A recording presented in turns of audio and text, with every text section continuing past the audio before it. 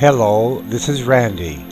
I am openly secular, and I have a colossal discrepancy in the very fundamentals of Christianity and Islam that I have never heard addressed that you've got to hear. You've probably heard about me from my YouTube or other channels like YouTube called From Religion to Reality.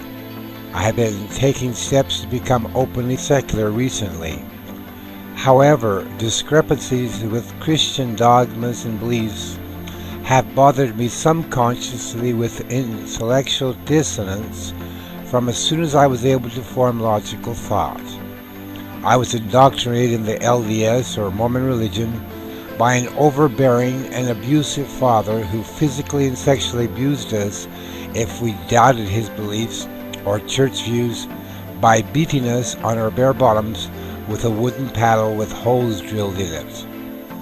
The mental dissonance of a supposedly staunch, self-purported Christian, quote-unquote, using brute force and violence to indoctrinate in a religion had its impact in making me believe in the fantasy and deception for many years. However, in July of 2014, while doing research on the illusion of government, I started on a path of discovery that changed my life forever and for the better. I opened my first major YouTube channel and posted my first video on July 11th, 2014.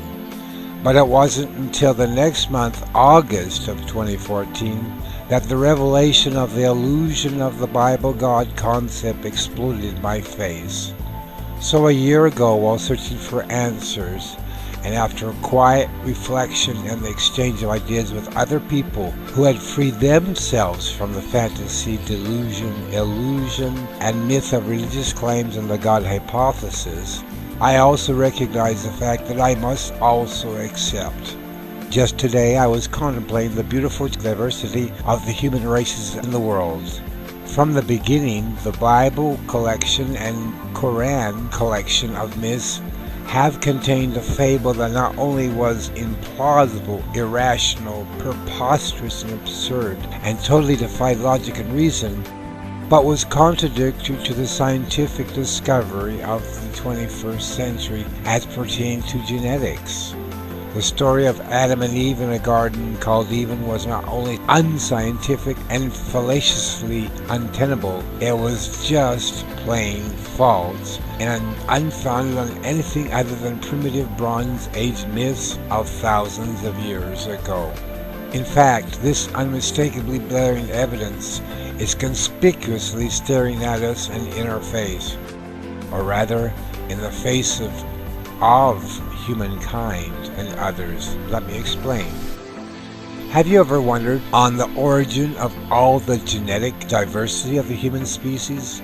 How could two parents, an Adam and Eve, be the source of all the genetic variants we have in modern humankind? Why are there Chinese and Japanese, blacks and white, aborigines, etc.? Even if Christians accept the fundamentals of natural selection as the reason for the unique genetic expression, the time frame for this would never have been sufficient in the number of generations claimed in the Bible collection of myths for genetic variation to occur and to be produced to give the differences demonstrated and exhibited by the diversity of the races. Furthermore, about all this tall tale, that the sons of Adam had sex with their sisters in incestuous relationships. However, all empirical data shows that this would have been a genetic disaster. That is why incest is not permitted in modern society. If the offspring are viable, there are almost always genetic deformities. So the scientific community knows that the humankind came from polygenetic sources, and neither the Quran collection nor the Bible collection of myths can go against genetically tested, verified, and established fundamentals of genetics. So that being stated, now on the most important question, if you believe in the Christian myth, then please explain how the Bible collection of myths can overcome this great oversight and blunder by neglecting to explain this fundamental omission. And the same request goes out to those in Islam. Can any believer of the Christian or Islamic myth explain this? I can explain why it was omitted. Nowadays, seeing multiple races is a common occurrence. By the time of the primitive Bronze Age men invented the Bible and the Quran collection of myths, they rarely traveled more than a day's walking distance from their home during their entire life. So genetic diversity never even sprung into their primordial thinking. Since there is no reference from either purported religious compilation, anything you submit as a hypothesis, I doubt will even be as plausible. I challenge you with the warmest regards. But also, this begs the question, why hasn't quote, Christianity, unquote, addressed this fundamental blunder until now?